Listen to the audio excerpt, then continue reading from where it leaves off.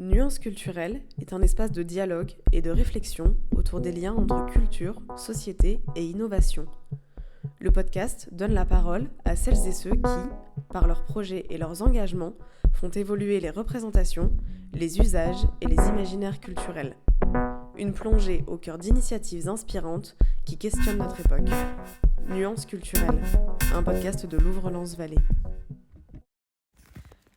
Louvre-Lens-Vallée organise mensuellement des tables rondes thématiques autour de la culture, du numérique et de l'innovation. En ce mois de mai, on a abordé la thématique « La mode comme expression de soi ». Une soirée où Margherita Balzerani, directrice, a échangé avec nos invités. Xavier Brizou, styliste, artisan, designer et sculpteur, Romane Seigneur, fondatrice de la marque Marie-Claude Couture, et Dominique Villain-Allard, costumier. Bonsoir à toutes et à tous. Je propose à tout le monde de s'asseoir pour pouvoir nous retrouver autour de cette question, la mode comme expression de soi.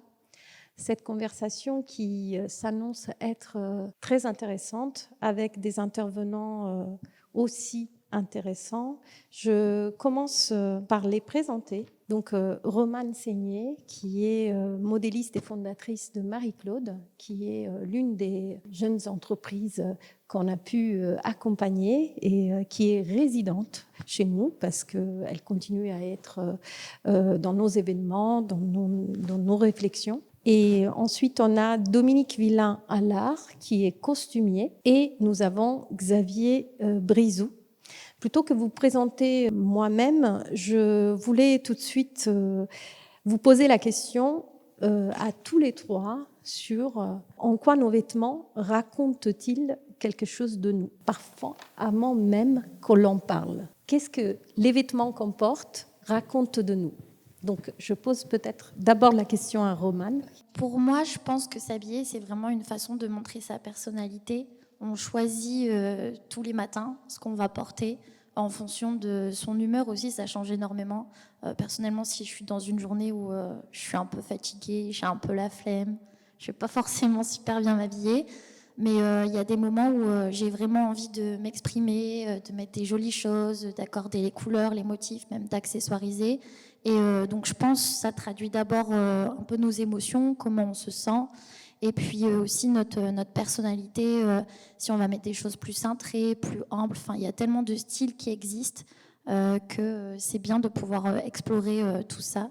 Et je pense que c'est plutôt moi par rapport à mes humeurs, ce que ça définit de ma personne, les habits que je porte. Oui, alors moi je suis tout à fait d'accord avec vous, Romane. Mais pour moi, le vêtement qu'on choisit le matin quand on se lève, c'est aussi un langage. Et j'aime bien donner cet exemple-là où on a tous vécu à un moment donné une matinée où on s'est dit, alors qu'on a le placard rempli de vêtements, où on se dit « j'ai rien à me mettre ». Alors pourquoi on se dit ça ? En fait, pour moi, le vêtement, c'est comme des mots. Le look, c'est comme un langage. Et finalement, quand on n'a rien à se mettre, c'est qu'on ne trouve pas les mots à mettre sur soi pour pouvoir exprimer ce qu'on a envie de dire ce jour-là. Donc, c'est pas qu'on n'a rien à se mettre, c'est qu'on n'a pas les bons mots ce jour-là pour s'exprimer. Et donc, pour moi, le vêtement, c'est une expression de son langage. Effectivement, avant même que je commence à parler, on va me regarder. Donc c'est vrai que c'est important ce qu'on exprime. Quand j'étais plus jeune et que je devais parfois rencontrer des gens un peu impressionnants, je mettais des chaussures pointues pour un peu les tenir à distance. Voilà. Et donc je trouve qu'il y a comme ça un langage dans ce qu'on choisit. C'est aussi une forme de communication, le vêtement. C'est ce que je donne à voir de moi et c'est ce que je partage aussi avec les autres. Parce que quand je cherche à m'habiller, c'est déjà un outil de communication avec vous qui allez me voir. Et donc voilà, pour moi, vraiment, le vêtement, c'est un mot. Et puis on assemble des mots pour faire une phrase et ça fait notre look. Est-ce que vous êtes d'accord, Dominique ? Alors écoutez, cette question elle est passionnante déjà parce qu'il y a tellement de choses à dire. La preuve, choisir ses vêtements, c'est déjà en fonction, c'est déjà un outil pour se vêtir. Donc en fonction du temps aussi. Il n'y a pas que les couleurs, il n'y a pas que le style, il n'y a pas que la mode, il y a aussi le fait, il pleut, il fait beau. Il gèle ou pas. Donc ça, c'est la première, je dirais, le premier critère de choix. Après, il y a les circonstances. On va à un cocktail, on va au Louvre-Lens-Vallée, on va visiter un musée magnifique, ou alors on va juste à la pêche, ou à la chasse, ou aller voir un match de football. Donc, les circonstances, c'est très important pour s'adapter, justement, comme il faut. Ensuite, si on parle de choisir dans sa garde-robe ou dans un magasin, c'est totalement différent. C'est une question de moyens. Alors, est-ce que j'ai beaucoup d'argent et pour moi c'est un détail, ou est-ce que je dois absolument faire des efforts pour me réfréner?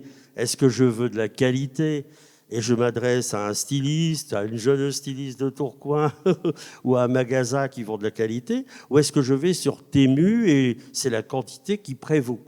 Voilà, il y a ça aussi. Après, il y a le code social. Ah ben, le code social, ça c'est énorme, c'est-à-dire qu'on a appris au fil des générations qu'on renvoie une image à travers l'emballage. Mon père disait l'emballage, une chose bien emballée est à moitié vendue. Mais il n'avait pas tort, parce que suivant le soin avec lequel on est habillé, on détermine un petit peu le rang social, la fonction, le goût des personnes pour s'habiller, parce qu'on peut être aussi bien habillé, entre guillemets, mais de mauvais goût. C'est-à-dire par rapport au nôtre, surtout. Bon, on a aussi des critères. Donc, le choisir un vêtement, c'est une démarche qui demande peut-être beaucoup trop de réflexion par rapport au temps qu'on peut y consacrer. Quand on a un train ou un avion qu'on doit prendre, on n'a pas le temps de passer un quart d'heure devant sa garde-robe. Donc, ça aussi, le temps est déterminant. C'est sûr. Je peux continuer comme ça longtemps sur les critères de choix.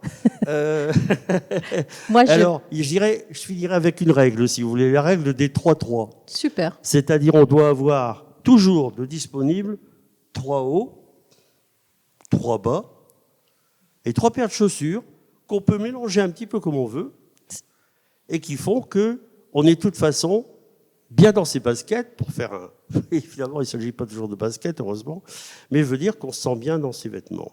Donc, avoir des solutions rapides comme ça pour être toujours... C'est important d'être bien dans son look, dans sa peau. Dans ce qu'on nous porte. Je voulais vous partager une phrase de Yves Saint Laurent.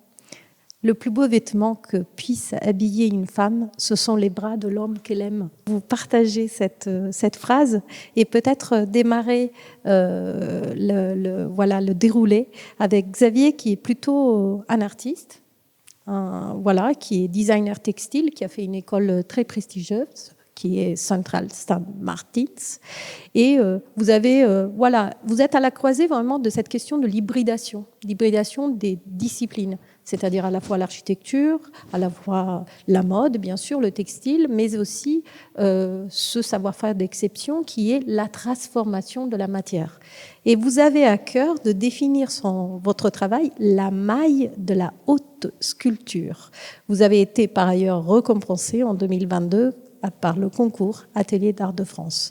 Donc, comment vous pourriez définir justement ces mailles en haute sculpture? Comment vous avez d'ailleurs amené des accessoires, mais pas que, aussi ce témoignage de ces sculptures que vous produisez, qui n'ont pas forcément de genre, parce qu'elles peuvent être portées à la fois par les hommes et par les femmes.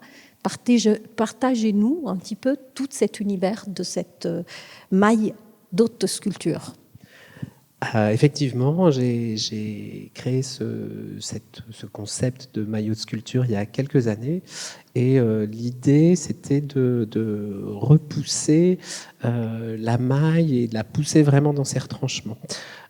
Souvent la maille, ça a un caractère soit très industriel, les pulls qu'on porte tous les jours, ou un côté un peu loisir créatif. Et si on regarde la liste officielle des métiers d'art, alors il y a bien le textile, il n'y a pas la maille. Alors il y a la broderie, il y a le tissage, la maille n'existe pas. Et bon, moi, quand on me demande ce que je fais, je dis, moi, je tricote. Donc, c'est mon savoir-faire, je vais dire, je tricote. Et donc, j'étais un peu frustrée de ça. Et donc, je me suis dit, il faut amener la maille ailleurs. Et donc, je me suis enfermée pendant 3 ans dans mon atelier pour chercher. Alors, c'est le propre de la recherche. Hein. Quand on cherche, on ne sait pas ce qu'on cherche. Sinon, on n'aurait pas besoin de le chercher. Donc, ça m'a pris 3 ans pour mettre au point une technique de plissé. Et donc, c'est un plissé qui se fait au moment du tricotage. Le challenge technique que je me fixe, c'est qu'entre le début et la fin de la pièce, il n'y a pas de rupture de fil. C'est-à-dire que tout est tricoté d'un seul tenant. Et voilà, alors il y a bien un peu de couture, par la suite, mais ce qui tombe du métier, c'est un seul panneau et qui va après prendre des formes sculpturales. Alors, venant de la mode, à l'origine, j'ai travaillé dans le prêt-à-porter. Je suis jamais très éloigné du corps, effectivement, mais l'idée, c'était de faire des sculptures à portée. Donc vous avez un exemple là sur le portant. Donc quand vous le voyez là, ça peut être vu comme une sculpture, mais c'est aussi un vêtement. Et donc j'ai développé cette technique et ça m'a permis d'aller vers d'autres horizons que la mode. Je fais des pièces que je vais qualifier un peu pompeusement d'artistiques, on va dire. Donc des pièces de décoration d'intérieur ou bien des pièces d'art à poser au mur, comme vous voyez sur la photo. Donc, ce sont des sculptures. Donc, je fais des totems, je fais des pièces murales, voilà, des accessoires. En fait, ma technique me permet de... Ça va pas paraître très humble ce que je vais dire, mais ça me permet de tout faire. Tous les volumes sont envisageables, toutes les formes sont envisageables, toutes les lignes sont envisageables. Et comme ce qui m'intéresse beaucoup dans le vêtement, c'est l'architecture du vêtement, c'est vraiment ce qui me permet de créer toutes ces formes sculpturales. Je vous ai ramené, et je vous montrerai tout à l'heure, des pièces pour que vous puissiez toucher, parce qu'il y a une matérialité importante, il y a une épaisseur dans le tricot. Et voilà, et je vous montrerai ce que ça donne. Merci beaucoup, Xavier, de ce partage. On passe à Romane. Romane, votre parcours, il est aussi né d'une rencontre et de transmission. Il est fait de transmission venant de votre grand-mère qui était, aujourd'hui, vous êtes modéliste, créatrice et surtout fondatrice de Marie-Claude. Vous, déjà, dans le nom de l'entreprise que vous portez, qui incarne votre savoir-faire, votre travail, il y a cette notion de transmission qui venait de votre grand-mère, que vous voyez tout le temps travailler, etc. Et il y a une dimension sociale qui est très, très importante dans votre travail, parce que vous travaillez dans les centres sociaux, dans cette idée de transmission de ce savoir-faire au plus grand nombre. Et surtout, vous vous êtes posé la question de, le vêtement qu'on porte, est-ce qu'on peut, à la fin, pouvoir le fabriquer soi-même, démocratiser ce savoir-faire avec des patrons, mais dites-nous comment cette idée est venue et cette rencontre avec Marie-Claude. Alors moi déjà depuis toute petite, je passais mes mercredis après-midi avec ma mamie. Alors c'est pas celle qui s'appelle Marie-Claude, c'est celle qui s'appelle Myriam. Et donc tous les mercredis après-midi, on faisait des activités manuelles. Et je pense que ça m'a donné vraiment le goût en fait de fabriquer des choses avec mes mains. Et lorsque j'avais 16 ans, j'avais regardé une émission qui s'appelait Cousu main. J'avais juste vu des gens faire de la couture et je m'étais dit c'est marrant, j'ai bien envie de tester. Et avant ça, justement, je voulais être architecte. Et puis finalement, maintenant, je suis architecte du vêtement, on peut dire. Donc ça m'a plu, je me suis mise à apprendre toute seule la couture. J'ai ensuite décidé de faire mes études là-dedans. Donc j'ai fait un BTS métier de la mode et du vêtement à Tourcoing, au lycée Sévigné, où donc j'ai appris à faire des patrons de couture. Et puis pendant ma dernière année d'études, on devait créer une marque fictive. Donc moi, je me suis dit, qu'est-ce que j'aime ? Moi, ce que j'aime, c'est le patronage, parce que j'adorais en fait pouvoir donner vie à des dessins, maîtriser la technique. Moi, ce que j'aime dans la mode, c'est plus l'aspect technique que vraiment le rendu. En fait, j'aime bien me prendre la tête, tester des choses, voir que ça fonctionne pas et puis recommencer jusqu'à avoir le résultat parfait. Donc c'est vraiment ça qui me plaisait. J'aimais aussi beaucoup le partage de mon savoir-faire, puisque j'avais déjà une chaîne YouTube à l'époque où je faisais des petits tutoriels pour apprendre la couture, le crochet, le tricot aussi. Et en fait, j'adorais partager ça avec les personnes. Et puis, enfin, il y avait aussi mon envie de faire de la slow fashion. J'avais vraiment une passion pour la seconde main. Depuis toute petite, je faisais les brocantes. Donc, pour moi, c'était important aussi de mettre ça dans mon projet. Donc, au début, c'était des kits de couture avec des tissus de seconde main. Et puis, finalement, ça s'est transformé en patron de couture que je vends sur mon site internet. Et puis, je me suis aussi posé la question de, voilà, mon savoir-faire, j'ai vraiment envie de le transmettre. Donc, qu'est-ce que je peux faire? Et c'est là que l'idée des ateliers est venue. Et donc, maintenant, j'anime des ateliers couture dans les différents centres sociaux culturels pour transmettre mon savoir-faire. Et aussi, donc, le nom de Marie-Claude, donc, c'est bien évidemment le prénom de ma grand-mère côté paternel. Donc j'ai donné ce prénom-là puisqu'en fait, quand j'ai commencé la couture, un peu comme le tricot, je pense, on disait que c'était un truc de mamie, quoi. C'était un truc de grand-mère. C'est vrai que c'était pas encore modernisé. Maintenant, il y a beaucoup de personnes qui se sont mis à la couture, dû aussi au Covid. Et donc, en fait, j'avais envie de rigoler un peu avec ça, de faire un peu une petite boutade sur le fait qu'on me disait que c'était un truc de vieux, quoi, tout simplement, la couture. Donc, c'est pour ça que j'ai donné ce prénom-là à ma marque, et puis aussi pour rendre hommage à ma grand-mère qui faisait également de la couture, mais pas que. Et donc, voilà. Et j'ai vraiment à cœur, oui, de transmettre mon savoir-faire. Et d'ailleurs, chaque patron que je crée porte également un prénom de grand-mère. Donc au début, les prénoms de mes patrons, je les ai piochés dans les membres de ma famille. On n'est pas énormément dans la famille, donc j'ai vite fait le tour. Et donc je me suis dit, pourquoi pas faire participer aussi les personnes qui me suivent. Et donc ils peuvent partager le témoignage de leur grand-mère. Souvent d'ailleurs, quand je dis les petites histoires, elles faisaient quasiment toutes de la couture. Et donc du coup, c'est vraiment un partage pour moi, l'univers de la couture aussi. Donc, merci beaucoup.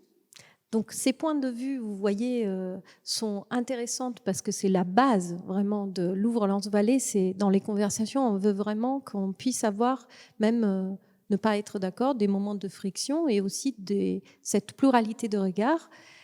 Après, voilà, Xavier Romane, on rentre dans l'univers de Dominique Villain-Allard, costumier passionné et surtout figure incontournable des Hauts-de-France parce que vous avez en fait un stock incroyable, le plus grand de la région, de 10 000 pièces disponibles à la location et à la vente. C'est-à-dire que n'importe à quel moment de votre vie, vous pouvez toquer à la porte de Dominique pour imaginer, incarner le personnage que vous souhaiteriez incarner. Vous êtes aussi, bien évidemment, en collaboration avec Miss France. Vous êtes, le comité de Miss France fait appel à vos services, vos expertises pour être accompagné dans ce type de mise en œuvre et surtout, voilà, cette créativité débordante et ce côté patrimonial parce que c'est un véritable caverne d'Ali Baba entre la caverne d'Ali Baba et le musée. Ce que je trouve formidable, c'est le temps qu'on passe ici ensemble parce qu'on est tous dans un tourbillon de vie, à un rythme effréné, et on a peu l'occasion de se dire, tiens, un peu d'introspection, ça ne me ferait pas de mal, d'où je viens, où je vais, pourquoi, comment. Et c'est grâce à des questions comme ça, dans des manifestations comme celle-ci, qu'on peut se poser les vraies questions en disant « mais au fait, comment j'en suis arrivé là, qu'est-ce qui s'est passé, etc. » Alors, j'aimerais commencer par le début. On dit souvent qu'on est le fruit de son expérience. Le résultat de son expérience. Mais au début, on n'a pas d'expérience. Moi, je pense qu'on est d'abord le fruit de son éducation. Et j'ai eu la chance d'avoir d'excellents professeurs, et j'insiste en disant dans l'enseignement public, parce que, voilà, On a cette chance en France d'avoir la gratuité de l'enseignement.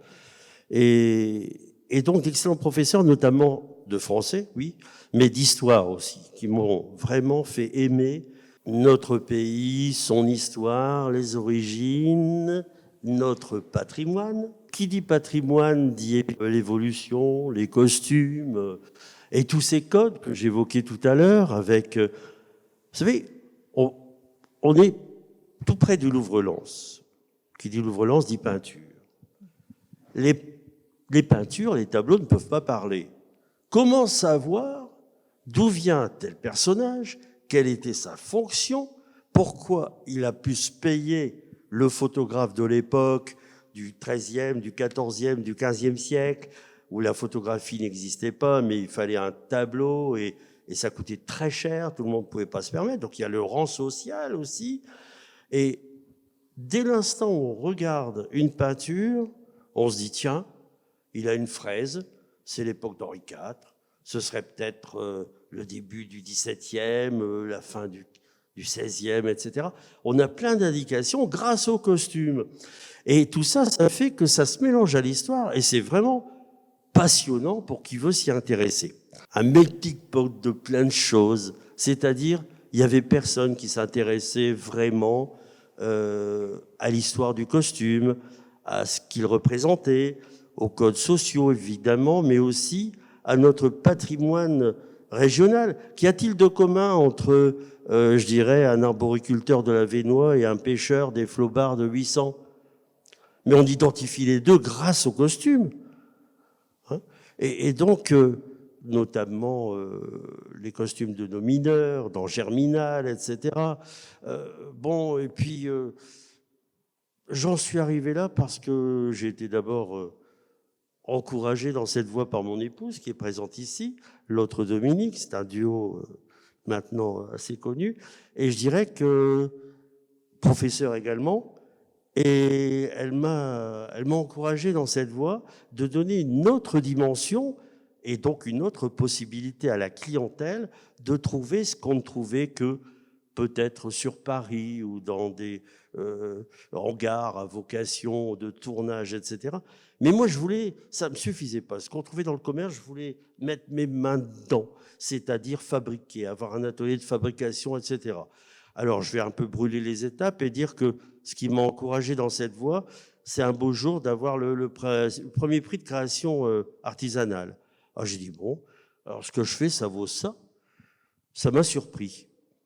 Parce que, contrairement à l'armée où on évolue en carrière avec une médaille de plus ou un grade de plus, un galon de plus, dans les métiers de créateur, de l'artisanat, c'est la clientèle qui vous positionne, c'est elle qui vous donne la notoriété, c'est le fait de savoir si on cultive l'art pour nous-mêmes ou pour les autres, pour transmettre. Moi, j'avais la volonté de transmettre le devoir de mémoire, le patrimoine.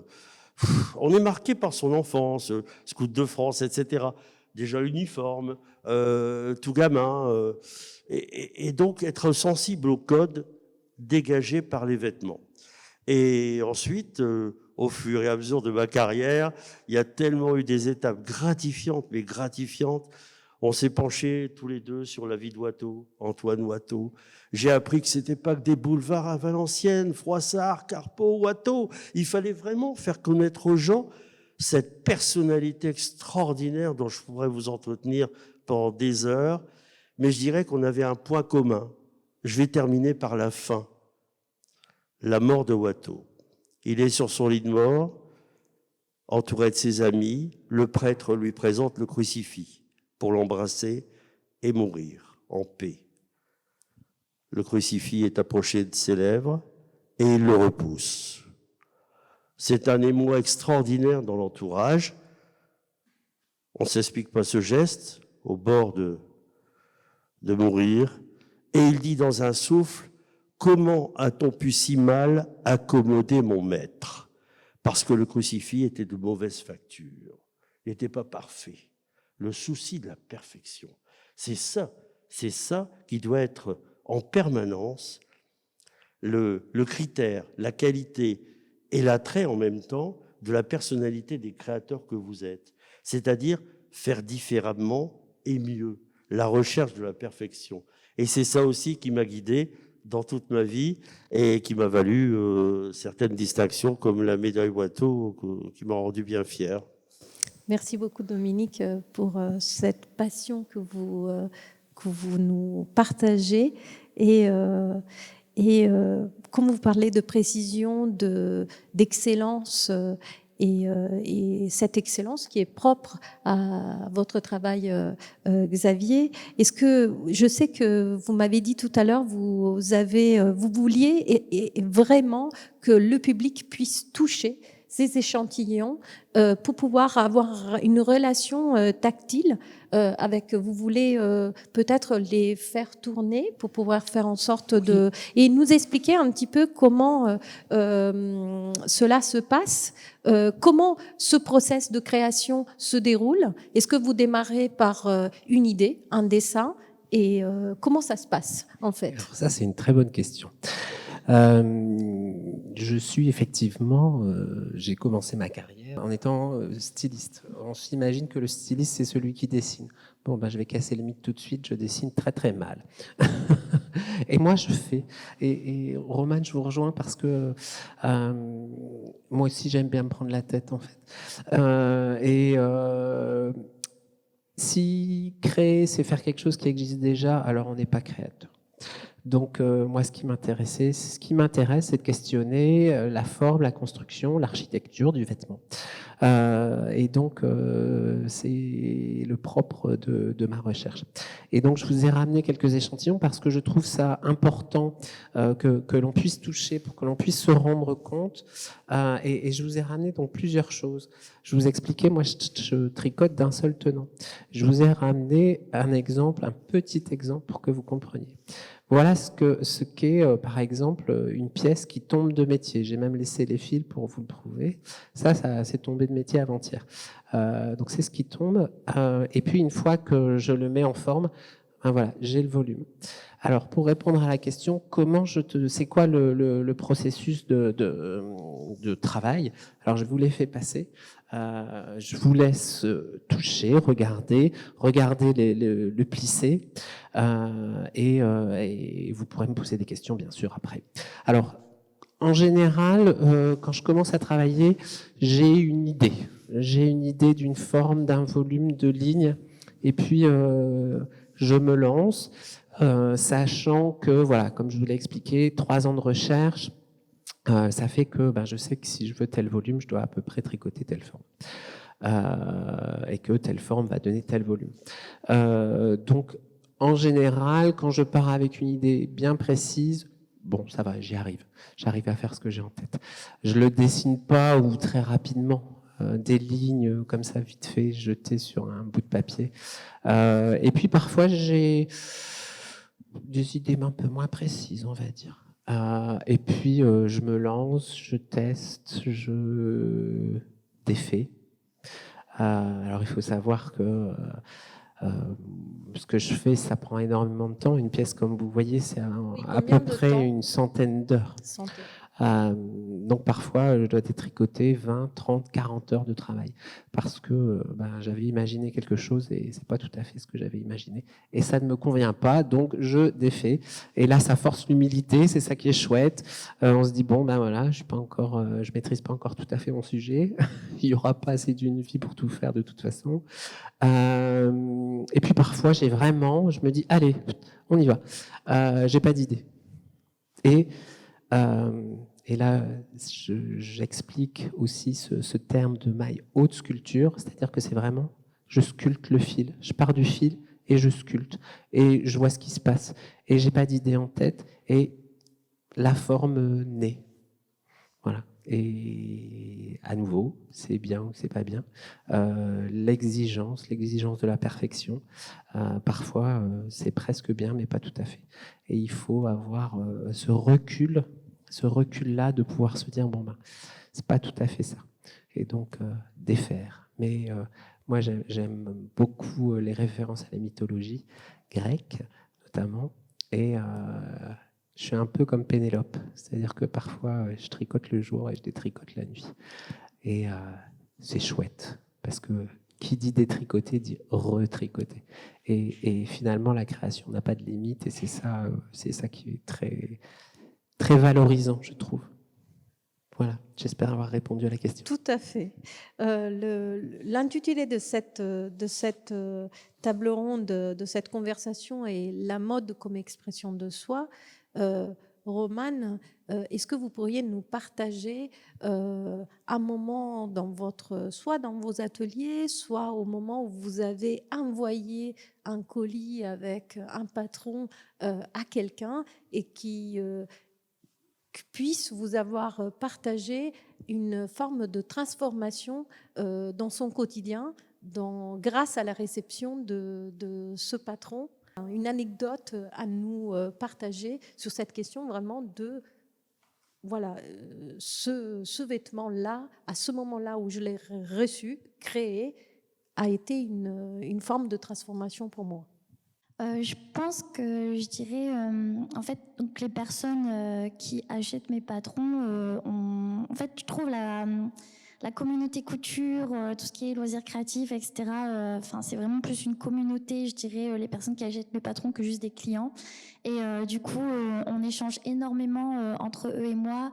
Donc, je reçois les photos de ce qu'ils créent avec mes patrons. Et donc, je pense que je partagerai plus cette anecdote-là, entre guillemets, parce que c'est une fierté aussi pour moi de voir mes patrons prendre vie à travers les photos des créations des personnes qui du coup font les patrons de couture, enfin qui cousent leurs vêtements avec leurs patrons de couture.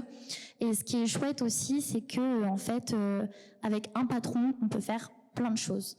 Et donc je peux voir par exemple un de mes patrons de couture qui est une polaire.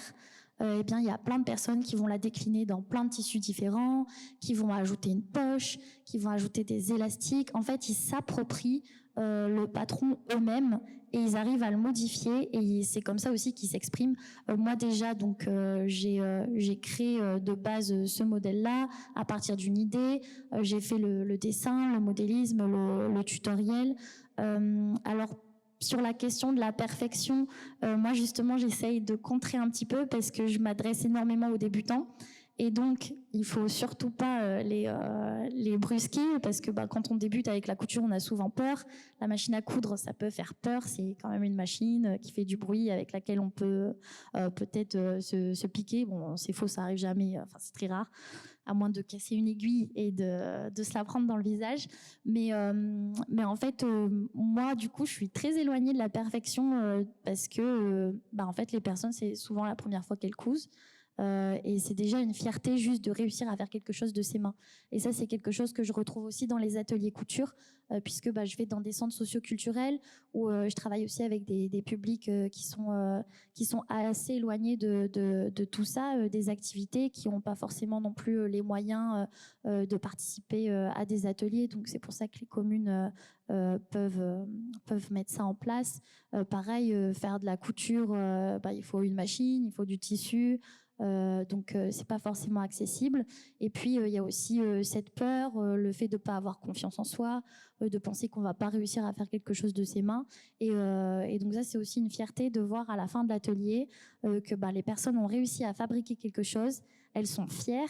Elles pensaient pas réussir à faire ça. Et donc je trouve ça génial. Mais oui, je dirais, le truc que je partagerais le plus, c'est le fait de voir que tout le monde s'approprie le patron que je crée de base. Et ils se l'approprient à leur manière. Oui, merci beaucoup, Romane.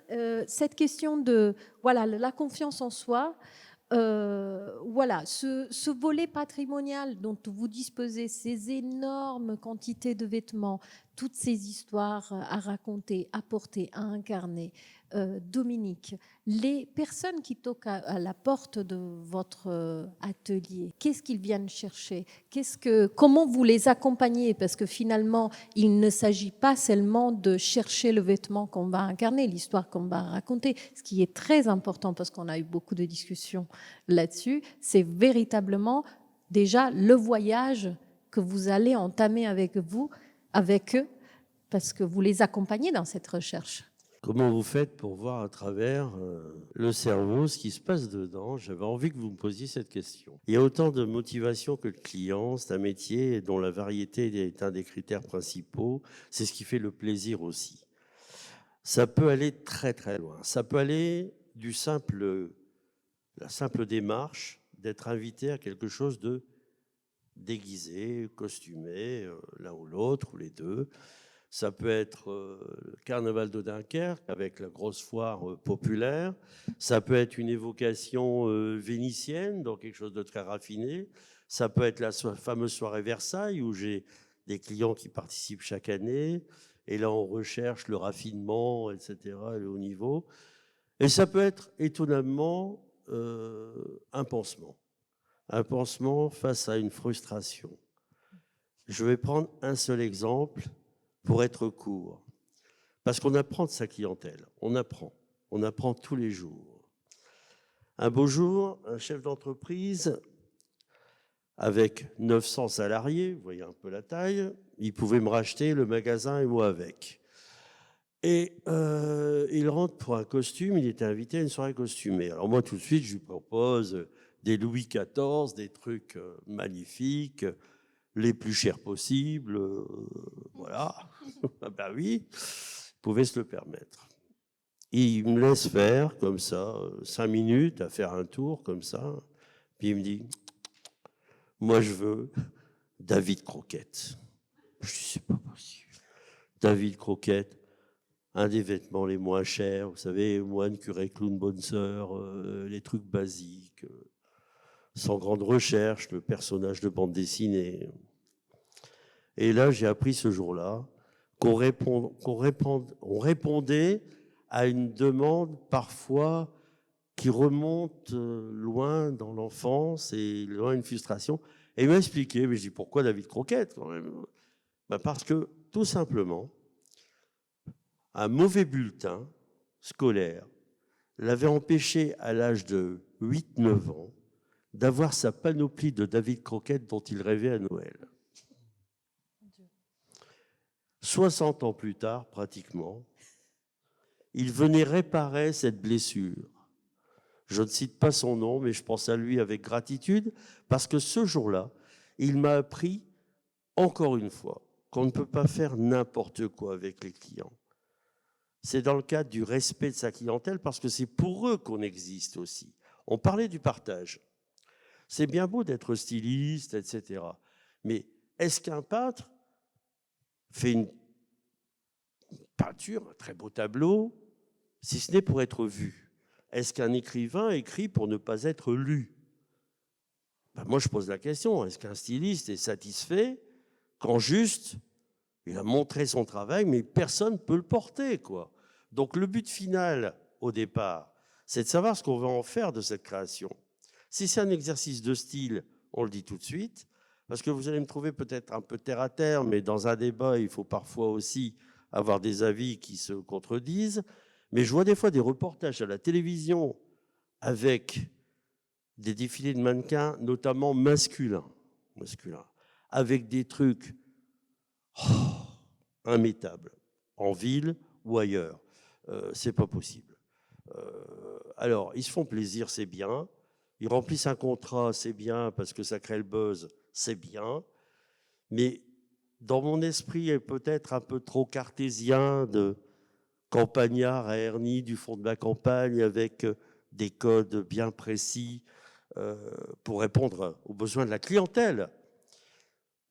Mais je ne comprends pas, j'arrive pas à comprendre cette démarche et j'y suis totalement étranger. Ça veut dire que la mode, elle a cette particularité de revêtir, c'est le cas de le dire, parfois des formes qui sont tellement extrapolantes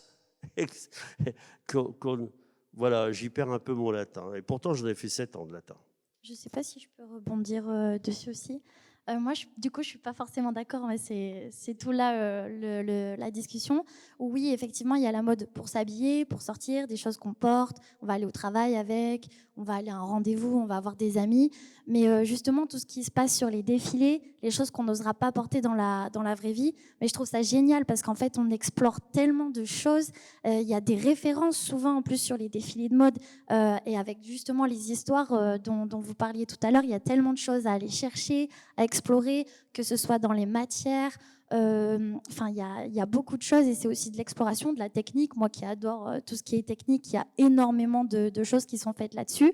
Et je trouve que c'est aussi bien en fait d'avoir ces deux modes. Donc la mode qui est portable au quotidien, avec laquelle on peut s'exprimer, montrer aux autres qui on est. Mais il y a aussi cette mode-là où on exprime son côté artistique. Et en fait, je trouve ça justement génial de pouvoir. On de est pouvoir d'accord, faire ça hein, aussi. on est d'accord. Attention, il y a une phrase qu'il ne faut pas oublier. Il faut, dès le départ, par respect pour la clientèle, savoir la finalité de la démarche. Est-ce que c'est pour être porté Oui. ou est-ce que c'est un exercice de style? Alors, quand on me présente ça dans le JT comme la mode printemps-été ou automne-hiver, alors qu'on sait très bien qu'on pourra jamais se mettre ça sur le dos parce que s'il y a pas de praticité, il y a pas. Et puis il y a aussi le prix. Faut voir les ateliers.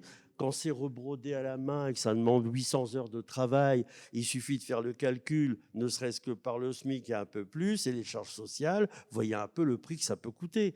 Donc là aussi, ça fait rêver, c'est l'inaccessible, mais moi qui suis au front direct avec une clientèle, je dirais, attentive à la fois à son budget et à la finalité de sa démarche de location de costumes, puisqu'il s'agit de location, je me sens un peu étranger à ce monde-là. Ouais, je voulais aussi vous dire un petit mot sur ça.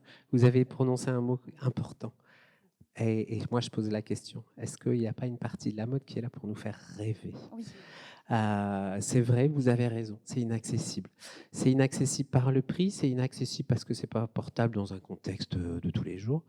Mais je rebondis sur ce que vous avez dit, Margarita. Vous avez cité Yves Saint Laurent. Yves Saint Laurent disait la mode n'est pas un art, mais il faut être artiste pour la faire. J'adore cette phrase. Le rôle d'un artiste, c'est de questionner une société, c'est de faire bouger les lignes, de faire bouger les codes. Et donc, ouais, la mode, ça doit nous emmener ailleurs, nous faire rêver. On sait que c'est pas portable. On sait que la haute couture, c'est 2000 clientes dans le monde. 2000, autant dire, personne ne peut se permettre de la haute couture. Et pourtant, la haute couture vit très bien parce qu'elle fait rêver et qu'on vend le parfum, le maquillage donc bon, on sait que la haute couture c'est une grosse campagne de pub, on le sait, mais moi j'ai beaucoup rêvé en regardant les défilés. Ça m'a donné, ça me faisait voyager. Alors bon, je suis d'un autre temps, pas Saint-Laurent, mais Mugler à l'époque, qui faisait des défilés spectacles, qui était un génie de la coupe, un génie de la technique, qui coupait comme personne un vêtement. McQueen qui a suivi, il y a eu toute cette période 90, 2000, où les défilés n'en étaient plus, c'était des spectacles, ça faisait rêver et ça peut créer des vocations. Alors après, je suis d'accord, tout à fait d'accord avec vous, à la fin de la journée, moi je dois manger, donc je dois vendre. Donc je vais pas vendre, vous voyez, je vais pas vendre cette pièce-là, peut-être pas, mais la petite broche, je vais la vendre parce que j'aurais présenté ça. Mais alors moi j'admire les créateurs parce que ce sont des rêveurs au départ. On rêve aussi ce qu'on va créer. Vous êtes des éternels rêveurs. Et en même temps, j'aime bien parce qu'il redevient un peu, il sort le train d'atterrissage à la fin, il faut aussi que je mange, il faut que je vende. Si vous comptiez vos heures pour certaines pièces, c'est invendable, ou alors à perte forcément. Et à perte, il faut pouvoir se le permettre, ça c'est clair. Mais quand on parle de mode, oui, je suis d'accord du coup qu'il faut manger, qu'on fait tous notre métier par passion, mais aussi on a besoin de vivre. Mais il y a certaines choses qui peuvent être faites pour nous. Du coup, toujours mettre au centre la clientèle, le prix. Oui, c'est sûr, parce que comme on n'arrête pas de le répéter, on a besoin de vivre. Mais il y a aussi certaines choses qui peuvent être faites sans parler de clientèle, de prix, juste pour le plaisir, le kiff en fait. C'est le point qu'on a en commun, le rêve. Parce que est-ce que vous croyez que si je n'avais pas rêvé un jour du fond de ma campagne, être celui qui amènerait la fin de 94 ans de frustration à une région comme la nôtre, en rêvant d'être celui, non pas qui serait Miss France, ça c'est impossible, voilà, mais d'être celui qui l'amène, la première Miss France à notre région, qui était en déficit d'image. Souvenez-vous, Nord-Pas-de-Calais avec cette banderole au foot, etc., qui nous a rendus si honteux et si tristes. Moi, je voulais redorer la notoriété, le blason, l'image d'une région qui méritait, une région courageuse, qui méritait autre chose que des colibés, etc., et d'être dépréciée. Vous savez qu'après 3 Miss France, une Miss Univers, ce dont je n'aurais jamais, je vous jure, jamais osé rêver, jamais. Une, c'était déjà bien. Et c'est un record mondial, mais si je n'avais pas rêvé un jour d'y arriver, c'est pour ça que je rends hommage à votre courage, parce que, par exemple, il y a Laurine Crohen qui est là aussi, c'est une jeune créatrice de Tourcoing. Je l'encourage à continuer parce qu'elle rêve d'en faire son métier. Au départ, il y a toujours le rêve, l'ambition, mais aussi le courage. Parce qu'attention, beaucoup rêvent, mais peu y arrivent. Pareil, pour celles qui ont participé, je calculais tout à l'heure, j'ai vu à peu près 4000 candidates qui sont passées en casting devant mon épouse et moi, lorsque j'étais délégué Miss France. Aucune ne peut dire qu'on ne les a pas encouragées. Aucune ne peut dire qu'on ne leur a pas donné des recettes, des conseils pour y arriver. Et parce que, en fait, c'est du rêve au départ. Vous êtes 20 candidates, on sait qu'il n'y en aura qu'une qui aura une écharpe de Miss. Il faut vraiment rêver pour participer, hein. Une chance sur 20. Donc, tout ça, c'est synonyme de courage. Alors moi, j'aime bien votre démarche, c'est bien. Mais ramenons au costume, si vous voulez, notre conversation, la mode comme expression de soi. C'est un énorme sujet. Vous voyez, on peut en parler pendant 3 jours, on n'aura pas fini, quoi. Parce qu'on a évoqué les codes. Mais je vais vous dire, il est arrivé quelque chose dans ma vie le 15 mars, j'ai été élu adjoint au maire. Le 22, on me remettait une écharpe. Moi qui en ai distribué 400. On me remettait une écharpe, j'en ai distribué 400, j'étais blasé. Non, j'étais au bord des larmes. Je pensais à l'émotion, à mes parents, à comment ils seraient fiers s'ils étaient là. Comme un aboutissement d'une carrière, d'une reconnaissance, et dans le même temps, d'avoir encore quelque chose à donner aux autres, puisque c'était parti pour 6-7 ans, en devenant adjoint au patrimoine, à l'environnement et au tourisme. Mais le patrimoine, mais c'est ma vie, c'est mon sang, c'est la transmission aux jeunes comme vous d'un savoir-faire, d'une expérience, ou tout simplement de notre belle histoire dans le Nord-Pas-de-Calais, qui est une région de courage. Voilà. Je voulais rebondir parce que c'est un sujet qui a été évoqué au début de son intervention par Romane, cette question de la fast fashion, et aussi comme vous êtes aussi en charge de l'environnement. Quand on pense à la mode, on sait très bien comment cette industrie est une industrie polluante. Pour vous donner quelques chiffres que vous avez sans doute en tête, 10 000 litres d'eau pour fabriquer un jean. 2,3 milliards de jeans sont vendus dans le monde chaque année. 73 par seconde.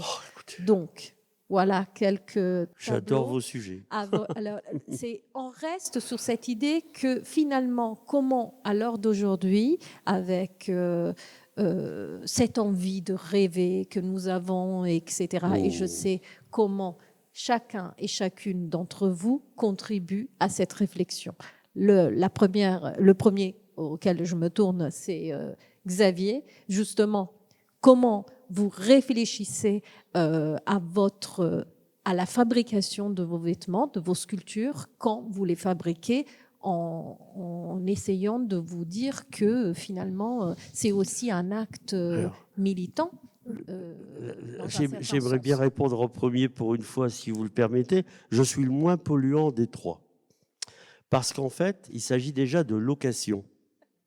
Donc, je loue le costume, on me le rend, on nettoie et je reloue le costume. Il n'est pas jeté parce qu'il est démodé et terminé sur les côtes africaines ou ailleurs. Bon, après, il y a des histoires de tenues, là. les Chinois qui nous envahissent de trucs jetables, qui paraissent très bien en photo, qui sont immétables, qui sont faits en doublure, en satinette, en machin, en synthétique, qui vous empêchent de respirer. C'est une horreur. Ça, vraiment, c'est une pollution. Bon. Ensuite, comment... C'est facile, j'ai pas le choix. En fait, un costumier doit recréer à partir de données précises. On n'imagine pas du satin ou du synthétique pour des costumes historiques. Donc, c'est du coton, du lin, des matières qu'on peut toucher, qui sont d'époque, sinon on trahit. Dernièrement, pour vous dire, ça c'est assez marrant, il y avait une commémoration parce que les troupes anglaises sont venues, notamment et australiennes, libérer l'Avesnois. Et il y avait un maire anglais qui était présent pour évoquer justement la participation des Anglais en 14-18. Et il y a eu beaucoup de soldats anglais qui sont décédés dans l'Avesnois. Et il fallait recréer le costume du maire français, ça c'est facile, de l'époque de 14-18, et le costume du maire anglais. Alors là, c'est autre chose, je vous le garantis. Regardez comment il est fagoté, le maire anglais. Vous verrez, avec de la fourrure partout, des machins. Et j'ai appris cette semaine que le maire anglais qui était venu, quand il a vu les photos, etc., mais il a dit « c'est mon costume ». Alors ça fait plaisir. C'est comme une médaille, voyez-vous. Donc moi, j'ai des codes. Je suis obligé de travailler des matières naturelles.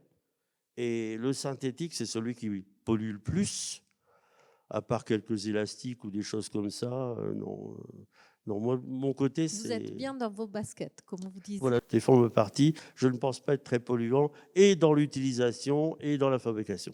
Merci. Xavier. Alors, c'est vrai que c'est une réflexion qui se pose à tous les gens qui créent l'impact environnemental. D'abord, la première chose, c'est que je puisse dire, c'est que j'ai une production qui est très raisonnée. Je ne produis pas en quantité. Déjà, première chose. Et puis, depuis quelques années, j'évite un maximum, je vais nuancer mon propos dans un instant, mais j'évite d'acheter des matières nouvelles. C'est-à-dire que je me fournis dans ce qu'on appelle les stocks dormants, parce qu'il y a des quantités, des tonnes et des tonnes de fils qui sont stockés chez des tricoteurs, dans des maisons de luxe qui en ont et qui ne savent pas quoi en faire. Et donc, j'ai la chance d'avoir un petit réseau qui me fournit dans cette démarche-là. Et donc, alors, je nuance mon propos. Quand j'ai une demande d'une maison de luxe qui me dit moi, je veux qu'on travaille ce fil, ils achètent le fil, je travaille avec le fil que eux commandent. Mais pour mon travail personnel, de plus en plus, je me fournis dans des stocks dits dormants. La première la première idée est née véritablement de ça. Oui. Moi aussi, du coup, les tissus dormants, c'était hyper important pour moi de les utiliser. Après, à l'heure actuelle, puisque je m'adresse à des personnes qui font de la couture, j'essaye de les inciter à acheter des tissus de seconde main. Après, voilà, pour faire de la couture, il y a aussi des tissus partout. Mais moi, j'aimerais plutôt parler de... Donc, on a parlé des vêtements Chine, etc. et de l'aspect écologique. Mais moi, j'aimerais surtout parler aussi de l'aspect humain, puisqu'on n'en a pas parlé. Mais moi, je sais que dans mon projet, c'est quelque chose qui est hyper important pour moi. Quand je lutte contre la fast fashion, c'est aussi pour l'aspect écologique, mais c'est surtout pour le côté humain en fait. Et donner la possibilité aux gens de pouvoir coudre leurs propres vêtements, d'apprendre à faire eux-mêmes. C'est eux qui les cousent et c'est pas d'autres personnes qui sont payées à un tarif minable dans des conditions pas respectables du tout, où on prend leur passeport, ils peuvent pas partir. C'est pour moi, l'humain est très important et c'est pour ça aussi que j'avais envie de donner la possibilité aux gens de pouvoir coudre eux-mêmes leurs propres vêtements. J'ai une autre phrase. Je ne sais pas si on est bien dans le timing parce que nous avons une belle surprise à vous partager. C'est une idée de Dominique de pouvoir vous partager une petite étincelle de ces 10 000 histoires patrimoniales que vous avez dans votre magasin. Une autre phrase, il n'y a pas de mode si elle ne descend pas dans la rue, qui est une femme, Coco Chanel, disait ça. Donc, donc on a beaucoup parlé de la création, on a beaucoup parlé de, voilà, de cet aspect patrimonial, mais finalement aussi, ça rejoint un petit peu, ça fait la boucle sur la mode comme expression de soi. Parfois, ce sont aussi les personnes qui portent ces vêtements qui décident eux-mêmes de porter des choses, de faire tendance voilà, de créer dans un certain sens la mode et de la faire eux-mêmes. C'est intéressant la phrase de Coco Chanel, il faut que la mode descende dans la rue. Et parfois c'est l'inverse, c'est la rue qui, qui monte sur les podiums. Gauthier a beaucoup fait ça. Gauthier a beaucoup traîné à Camden, à Londres, et puis il a fait remonter tout ça. Enfin, je veux dire, quand on regarde des mouvements revendicateurs, les punks, Vivienne Westwood, bah, tout ça, c'est venu de la rue et c'est monté au podium. Et donc, moi, j'aime bien cette idée qu'en fait, ce sont des vases communicants et qu'il n'y a pas vraiment de frontières et que on peut s'approprier plein de choses. Enfin, voilà, on parle de tendance. Bon, il y a aussi tous les codes dont vous parlez. Il y a aussi les codes militaires qui arrivent dans la mode, surtout particulièrement en ce moment. On a bien vu les défilés de la saison dernière qui étaient très orientés sur cet aspect-là. Oui, on comprend avec le contexte, mais il faut, j'en profite pour dire aussi que la mode, c'est un reflet de la société, et la mode évolue en même temps que la société, et ça se voit. Donc ça, c'est un aspect qu'on n'a pas évoqué, mais qui me paraît important. Oui, Si vous parlez de Chanel, j'aimerais bien ajouter un petit mot, parce que c'est une femme qui n'a pas fait que créer des vêtements. Il y a eu Coco avant Chanel, elle existait. Et j'ai eu l'honneur de donner une conférence d'ailleurs sur le film. C'est comme pour Watteau. Je suis rentré dans une vie, dans une personnalité, et c'est là que justement le vêtement comme l'expression de soi, c'est aussi l'expression du styliste, du créateur. Attention, quand on voit du Chanel, on dit ah ouais, c'est du Chanel. Le col Chanel, c'est un style. Elle a fait carrière, elle a changé de collection toute sa vie, mais on reconnaît du Chanel. Donc, même si on ne regarde pas l'étiquette dans le cou, hein, c'est très important. Elle disait, la mode se démode, le style jamais. Ça, c'est fort. Hein, c'est tout ça, mais c'est intense, c'est fort. Alors, elle disait aussi, et ça, c'est surtout pour les femmes, hein, pour être irremplaçable, il faut être différente. Mais c'est grâce à la mode qu'on est différente, parce qu'on change de couleur, de vêtements et tout ça. C'est le prétexte chaque année. Ah tiens, cette année, c'est des carreaux. Bon, tu m'as dit tout à l'heure, les petits pois, c'est à la mode cette année. Ah ben c'est super, voilà. Donc pourquoi pas? Moi, j'aime bien que ça change. On fait référence aux années 60, on va rechercher les petits pois, c'est très bien. Je me souviens très bien qu'une fois, j'avais un groupe d'Écossais à habiller, il fallait faire plein de kilts, il me fallait plein de Burberry.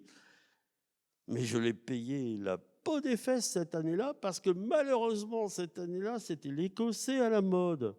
Donc, au lieu de payer le tissu écossais comme un tissu écossais, je l'ai payé comme un tissu à la mode. Et c'est un exemple pour vous qui êtes jeune, hein, jeune styliste dans le métier. Et la mode, c'est l'expression de soi, c'est vrai, mais c'est aussi l'expression de celui qui a créé. Et ça, c'est fort. C'est pour vous, ça. C'est la même chose, en fait, puisque moi, je crée, je porte. Donc, c'est mais pas vraiment... ce soir. Mais non, pas ce soir. Je ne veux pas vous faire pas pleurer, que... les jeunes, là, non. Alors, avant de donner la parole, justement, on parle de la rue, qu'on puisse échanger aussi, puisque c'est une conversation, quelle serait la phrase pour conclure, Romane, cette conversation autour de la mode comme expression de soi? Sur la thématique de la mode comme expression de soi, j'aurais envie de dire, n'ayez pas peur surtout de porter ce que vous avez envie.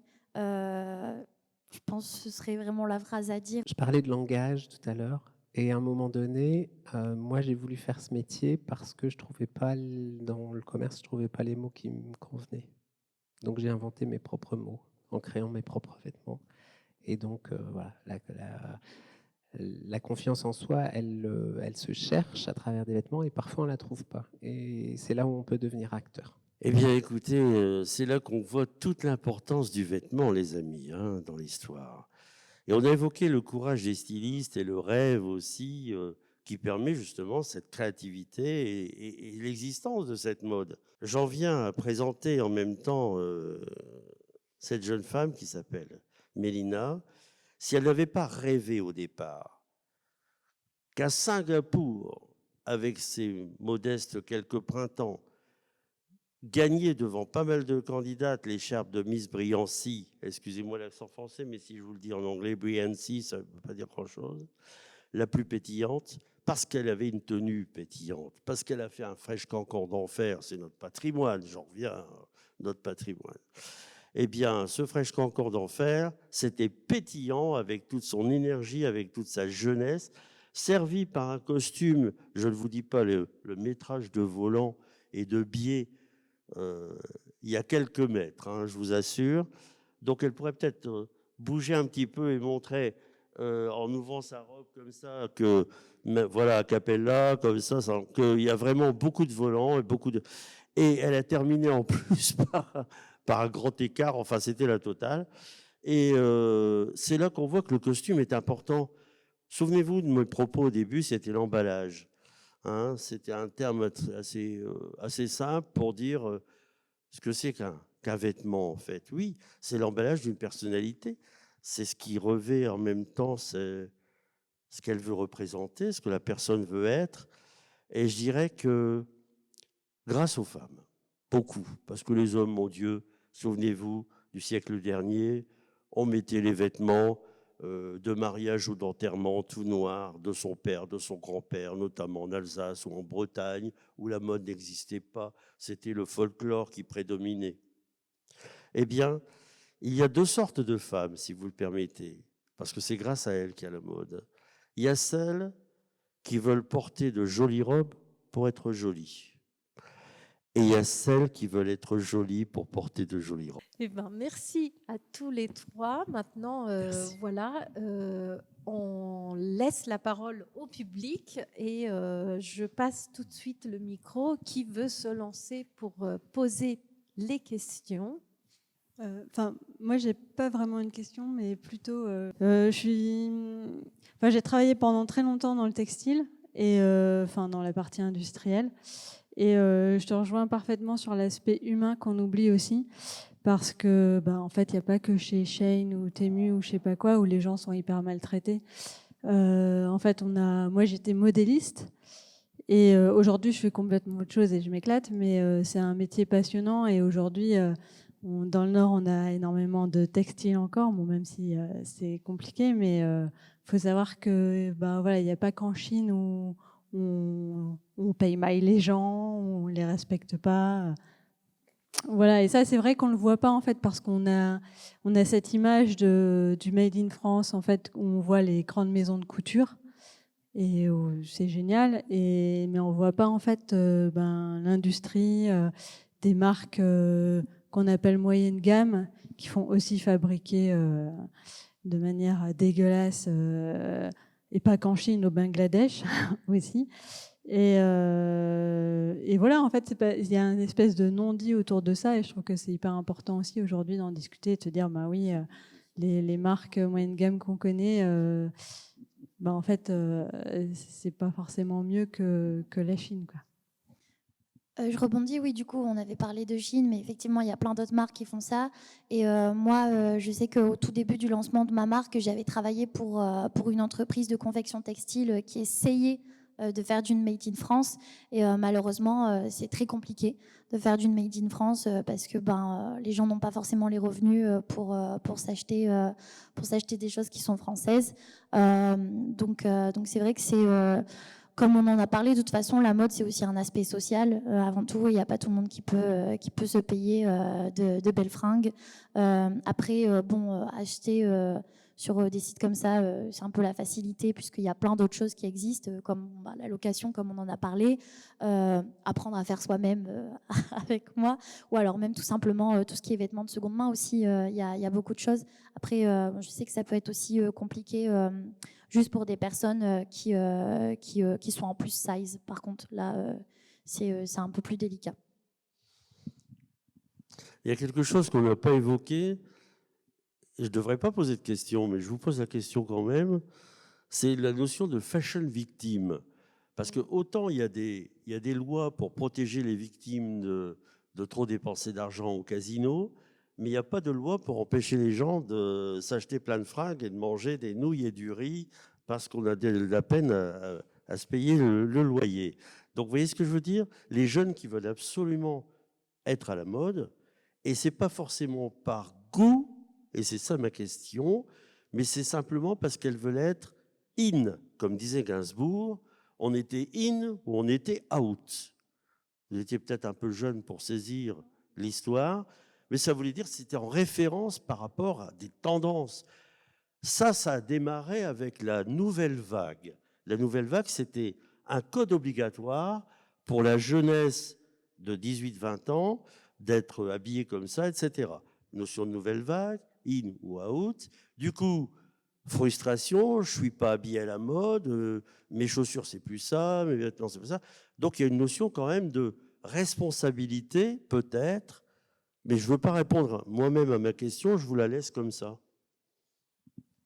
Sur le truc sur la tendance, du coup, le fait que... Est-ce qu'il n'y a pas un aspect négatif quand même à cette mode Oui. qui se renouvelle? Vous savez, quand vous voyez la mode illustrée, c'était un grand journal voué à la mode qui paraissait tous les ans ou tous les 6 mois, je ne sais plus, mais on ne changeait pas comme ça de mode. Il fallait que ça parte de Paris et que ça arrive jusqu'en province grâce au train, notamment. Les élégantes parisiennes qui allaient en province, elles montraient des robes nouvelles, des couleurs nouvelles, des coloris nouveaux. Peut-être aussi une libération, parce qu'avant la religion, c'était très collet-monté, ça veut dire collet-monté pour les hommes, mais aussi pour les femmes, on ne distinguait rien du tout de leur décolleté. Il y a eu une forme de libération également, mais maintenant, on change de mode, mais tous les 3 mois, quoi. Vous n'avez pas cette sensation de dire maintenant c'est ça, c'est les petits pois, ça sera peut-être les carreaux au mois de décembre. Vous voyez, il y a une consommation. Et on revient à la notion de pollution de tout à l'heure. Il y a une surconsommation en termes de vitesse. C'est une réflexion qui est très chouette et très intéressante. Je rebondis parce que je repense à l'expo que j'ai visitée récemment, qui est l'expo de la Redoute au musée de la piscine. Oui, ça a commencé par la Redoute qui faisait un catalogue et puis donc qui montrait des nouvelles tendances. Et puis, alors dans cette expo, il y a un truc qui est génial et qui est hyper régressif, c'est le mobilier des années 60. En formica, et on se reprojette, il y a un truc, voilà, on se dit, ah bah oui, chez mamie, il y avait ça. Mais la tendance, elle est née là, en fait. Donc, je sais qu'on parle beaucoup de Shein, Temu, tout ça, c'est ce qui se passe aujourd'hui, mais il y a un historique, et c'est venu progressivement. Alors oui, ça existe. Est-ce que c'est bien? Je pense pas. Mais d'un autre côté, fashion victime, on l'est tous un peu. C'est-à-dire qu'à un moment donné, on voit, j'en reviens au défilé, on voit des choses qui défilent, on se dit, ah, c'est bien ce pantalon large, pourquoi je passe du skinny au pantalon ample? D'un coup, j'en ai envie. Oui, ça s'appelle le marketing. Et c'est très fort le marketing parce qu'on crée le besoin. Alors, on ne va pas rentrer dans un débat philosophique entre besoin et envie, mais voilà. C'est une réalité. Je ne dis pas que c'est bien, mais c'est une réalité. Je pense qu'il y a une question d'éducation à avoir par rapport à qu'est-ce que c'est qu'acheter un vêtement. Et on nous a dit tout à l'heure qu'il fallait 1000 litres ou 10 000 litres pour faire un jean, c'est ça? 10 000 litres d'eau? 10 000 litres litres d'eau pour un faire un jean. J'ajouterais, puisqu'on était dans la pollution, juste une phrase. Est-il possible d'imaginer ce qui se passe dans la tête des personnes qui fabriquent votre jean avec 10 000 litres d'eau et qu'on paye pour, quand il est terminé, prendre des brosses de fer, des perceuses, des machins pour vous les arracher, les trouer, les foutre en l'air? Mais qu'est-ce qui se passe dans leur tête en nous prenant pour des cinglés qui sont friands et qui vont acheter un truc qu'on aurait jeté autrefois, alors qu'eux-mêmes n'auraient pas les moyens de se payer ce qu'ils sont en train de fabriquer? Ils nous prennent pour qui? Merci la mode. Est-ce qu'il y a d'autres questions? Oui. Je vais m'adresser aux créateurs. Vous avez parlé d'un nombre incalculable d'heures passées pour réaliser, je vais dire, un vêtement sculpté ou une sculpture vêtement. Je ne sais pas comment vous la définissez. Moi, ce qui m'intéresse, c'est de savoir, chez le créateur, qu'est-ce qui vous permet de dire à la dernière maille, ça y est, j'ai fini, je suis arrivé au bout de ce que je voulais faire. Quel est le sentiment qui vous envahit? Quel est le doigté? Je ne sais pas. Qu'est-ce qui se passe et qui fait que vous n'ayez plus envie d'aller plus loin, que vous pensez avoir atteint la perfection? Et pour moi, cette démarche, elle s'applique aussi. C'est une question que je pose pratiquement à chaque fois chez un peintre ou chez un auteur en littérature, etc. Qu'est-ce qui vous permet non pas de mettre le point final, mais la maille finale à votre œuvre? Merci pour cette très jolie question. Alors, la perfection, on la cherche, on l'atteint jamais, ça on le sait. Quand on est créateur, donc la dernière maille, c'est jamais la dernière. C'est la première c'est la dernière de ce modèle-là, mais c'est la première de la suivante. C'est-à-dire que quand je disais tout à l'heure, il n'y a pas assez d'une vie pour tout ce que j'ai dans la tête pour le faire, surtout qu'au moment où je fais, il y a 10 000 autres idées qui arrivent. Donc, c'est juste... parfois, on a des deadlines parce qu'il y a une présentation, il y a des photos, il y a un défilé. Bon, à un moment donné, il faut bien finir. Mais c'est une question très intéressante. Je ne suis pas sûr de pouvoir y répondre. Elle se finit. Et elle a le mérite d'exister. Elle existe et c'est surtout... en fait, moi, je vois ça comme une continuité, comme un fil qui se continue. Voilà, un modèle, c'est ce qui amène le suivant, en fait. Et donc, c'est ça qui est super chouette, c'est que ce ne sera jamais fini, en fait. Donc, la maille, c'est jamais la dernière, c'est la première de la suivante. Je vais venir par exemple à l'antépénultième, elle sera à la veille d'une nouvelle œuvre, etc. et ainsi de suite. Mais qu'est-ce qui vous permet de dire que par exemple l'antépénultième, elle est terminée? Parce que celle-ci, elle est finie, elle est exposée. Tout à fait. Si vous rebondissez, c'est sur autre chose, une autre envie, une autre idée. Oui. Moi, c'est qu'est-ce qui vous permet de dire que oui, j'ai accompli ce que je voulais faire? Vous m'avez posé la question de dire quel est le sentiment quand vous avez fini. Alors là, vous me posez une colle parce que le sentiment, c'est à la fois un sentiment d'accomplissement, alors je le dis avec beaucoup d'humilité, de fierté, j'aime pas le mot, mais d'accomplissement, et de se dire, finalement, ça tient à peu près la route par rapport à ce que j'avais imaginé. En fait, je pense qu'il y a finalité quand il y a à peu près adéquation entre l'intention et ce qui s'est matérialisé. Elle n'existe pas, la perfection. Malheureusement, elle n'existe pas. Et c'est ça qui fait qu'on continue et qu'il y en aura une autre qui sera peut-être encore mieux. Alors, depuis tout à l'heure, vous utilisez des termes comme « on choisit », également donc cette conception du libre arbitre, le fait de faire rêver, pour parler d'un bien positionnel, le fait de porter ce qu'on a envie, ce que la personne veut être, d'accord. Moi, je me pose la question, du coup, si on accepte... qu'il y a une sorte de goût là qui serait transcendant, qui serait pas matériel. Par exemple, là, à l'instant, vous venez de parler d'intention, de matière, comme si il y avait les deux qui étaient complètement dissociés.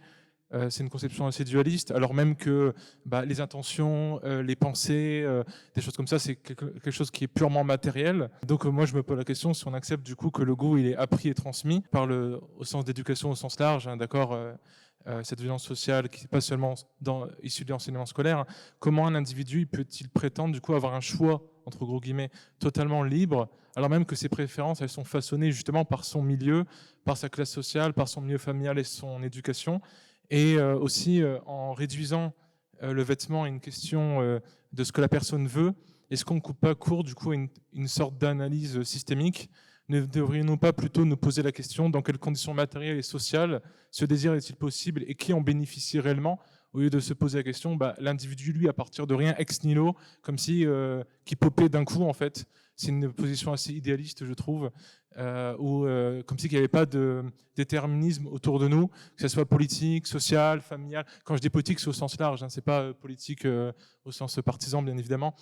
J'ai l'impression que dans votre position, c'est très idéaliste. Comment est-ce que vous... je ne dis pas du tout que votre position est complètement idéaliste, hein, c'est pas ce que je pense, mais justement, comment est-ce que vous conditionnez ça avec le milieu matériel et social actuel, du coup? Je vous remercie. Je vais tenter de répondre. C'est une question fleuve, en fait. Il y a toutes les réponses dans la question. Alors évidemment, ça pose la question très philosophique de la liberté. On a toujours une liberté qui est dans un contexte donné. Donc tout ce que vous évoquez, vous en avez beaucoup parlé, les codes, oui, on vit ici maintenant, dans un milieu social, avec des représentations, et quelque part on s'y conforme. Donc on est aussi libre qu'on puisse l'être.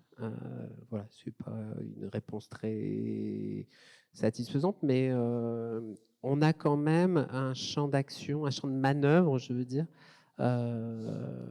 qui nous permet de choisir du rouge plutôt que du noir, par exemple. Et de aussi analyser, alors ça demande d'être un peu, de s'éveiller, voilà, c'est ce que je disais tout à l'heure, hein, quand j'achète un vêtement, qu'est-ce que c'est que l'achat de vêtements ou de fabrication d'un vêtement?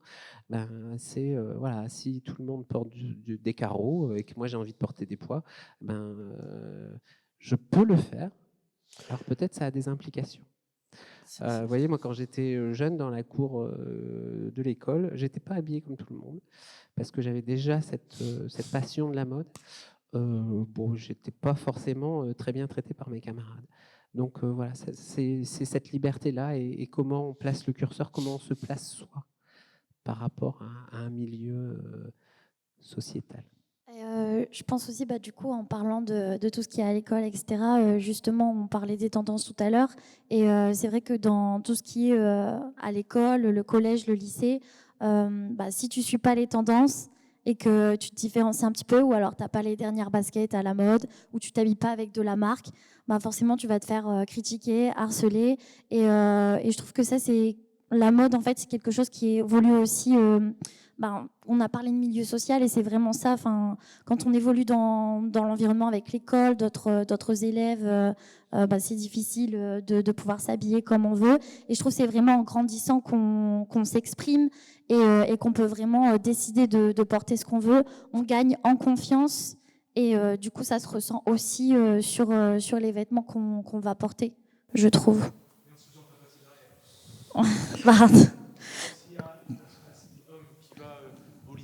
En jupe ou en robe, certes, elle s'affirme, elle, peut-être dans une forme de liberté qui est transcendante, du coup, qui émanerait sur l'individu comme ça, avec une forme de dualisme corps-esprit, du coup. Mais derrière, elle se fait tabasser. Malheureusement, on est dans un monde où il y a des gens qui ne sont pas gentils. Donc, pour réussir à ouvrir les consciences, c'est compliqué. J'espère qu'un jour, on y arrivera et que tout le monde pourra porter ce qu'il veut, être qui il veut. Malheureusement, oui, effectivement, c'est compliqué. Mais personnellement, j'ai un énorme respect pour ceux qui le font parce que c'est en faisant et en montrant son courage qu'on va, je pense, réussir aussi à faire évoluer les choses. Il y a des choses à dire. Hein. C'est marrant qu'il ait parlé de champ de manœuvre juste au moment où je voyais apparaître le film Libération qui va être bientôt diffusé dans les cinémas et où j'ai eu le plaisir de participer en tant que costumier pour les tenues notamment militaires et civiles. Hein. Et je reviens à ma passion pour l'histoire pour vous dire que la mode peut changer l'histoire. C'est extraordinaire. Ah bah oui, mais non. Ce qui peut paraître un peu futile, superflu, la mode qui change l'histoire. C'est quoi cette histoire, justement? Eh bien si, et oui, si, chez nous, oui. Figurez-vous que le Hainaut français, c'était les Pays-Bas espagnols. Pendant 300 ans, nous étions espagnols. C'est pas 8 jours ni 4 ans. Hein. C'est 300 ans que nous étions une province espagnole. Et tout d'un coup, Louis XIV apprend qu'à Valenciennes, il y a une industrie de la dentelle à la main, forcément. Les métiers liveurs, ça n'existait pas. Ils ont été apportés clandestinement par Napoléon en pièces détachées d'Angleterre. Bon, passons là-dessus. 300 dentelières à Valenciennes. Incroyable. À une époque où on sait qu'il faut 6 mois pour faire une manchette. 1 an pour avoir une paire de manchettes. 1 an. C'est ce qui donnait la valeur parce qu'il y avait la même facture, la même signature de dentelle. Alors Louis XIV, c'est la mode de la dentelle partout. Les hommes s'en mettent partout, la dentelle, pas les femmes, les hommes. Il me faut cette industrie. On reprend Valenciennes aux Espagnols. Il commence par Lille, 1754, je crois. Il lève des troupes à Tournai, qui étaient françaises. Tournai était française. Il lève des troupes et il attaque Valenciennes. Se sauve la garnison espagnole des 400 soldats qui laissent d'ailleurs leurs armures qu'on a retrouvées lors des travaux du tramway, récemment, il y a une quinzaine d'années. Eh bien, s'il n'y avait pas eu l'industrie de la dentelle à Valenciennes, je ne vais pas dire qu'on serait encore espagnol, mais ça aurait changé le cours de l'histoire. Bonsoir à tous. Je vous remercie déjà pour tous ces moments de partage. C'est pas tant une question, mais je voulais un petit peu rebondir sur ce qui avait été dit. J'ai beaucoup apprécié quand vous avez évoqué le terme de langage pour parler du look, le fait de pouvoir s'exprimer à travers le choix des vêtements qu'on porte, le fait aussi de dire que ça traduit quelque chose et ça permet de gagner davantage confiance en soi. Vous avez aussi, Madame, parlé d'accessibilité, alors peut-être davantage sur le plan financier. Moi, je travaille dans le champ du handicap et c'est vrai qu'on tend à constater avec les familles aussi que j'accompagne qu'il manque de vêtements conçus pour les personnes qui sont en difficulté au niveau de la motricité fine, de la motricité aussi globale. Et voilà, je pense que c'est important aussi de soulever qu'il y a un besoin d'apporter aussi un regard par rapport aux personnes qui sont à mobilité réduite pour leur permettre aussi cette accessibilité-là, à la fois sur le plan financier, mais aussi sur le plan de la praticité au quotidien, parce que enfiler un t-shirt, ça prend énormément de temps. Mettre une chemise avec des boutons, pour certains, c'est complètement impossible. Donc voilà, je voulais simplement savoir ce que vous aviez à dire par rapport à ça, parce que je trouve que ça reste encore compliqué et pas assez mis en avant. Du coup, oui, je savais déjà aussi à ce niveau-là. Je sais que pendant mes études, donc quand on a dû créer à la fin une marque fictive, il y avait justement une de mes collègues qui avait décidé de créer une marque avec des vêtements pour les personnes qui étaient en situation de handicap.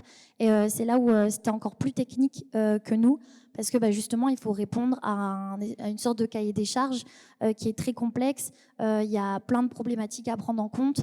Et donc là, oui, c'est compliqué. Et il n'y en a pas énormément des vêtements pour les personnes qui sont en situation de handicap. Et en plus, si on parle de la thématique, la mode comme expression de soi, du coup, c'est dommage parce que il y a peu de vêtements. Et souvent, c'est des vêtements qui sont très techniques, mais pas stylés, on va dire, entre guillemets. Enfin, en tout cas, on ne peut pas s'exprimer comme on le souhaite avec des vêtements qui sont... on s'est restreint, quoi. Donc c'est compliqué aussi. Et oui, malheureusement, c'est compliqué de répondre à cette problématique aussi. Et au-delà aussi de tout ce qui est aspect de situation handicap, même en parlant tout simplement des mesures standards, hein, les vêtements, quand on achète un vêtement en magasin, il ne nous va pas. Parce qu'on a tous un corps qui est différent, on n'a pas les mêmes mensurations. Et donc, les vêtements sont faits pour répondre un barème de mensuration. Je vous remercie d'aborder ce sujet. Il y a beaucoup de personnes invisibilisées dans la mode. Et donc, merci de le signaler. Et c'est à nous d'y penser, d'y travailler. Bonsoir. Moi, j'ai une question un petit peu plus personnelle. Tout à l'heure, vous avez donné des références, donc des noms de personnes très connues. J'aimerais savoir, juste à titre personnel, si vous pouviez collaborer avec une personne de vivante ou non, qui ça serait et pourquoi? Moi, je pense que elle est connue quand même, mais je pense peut-être pas aux yeux de tout le monde, mais je pense à Marine Serre. Puisque, certes, je vends des patrons de couture, c'est des vêtements assez basiques. Moi, je fais plutôt des intemporels pour pouvoir répondre à une garde-robe qui se garde toute une vie. Mais au-delà de ça, sur mon temps personnel, puisque c'est une question personnelle aussi, j'aime énormément l'upcycling. Je trouve ça génial de pouvoir transformer tout ce qu'on veut en autre chose, de pouvoir récupérer, puisqu'il y a une célèbre phrase « rien ne se perd, rien ne se jette, tout se transforme ». Et je pense que ce serait Marine Serre. Alors peut-être pas du coup pour ma marque de patron, parce que je pense que ça toucherait pas forcément la clientèle que j'ai actuellement, mais juste pour le kiff personnel, faire un truc avec Marine Serre, ce serait trop bien.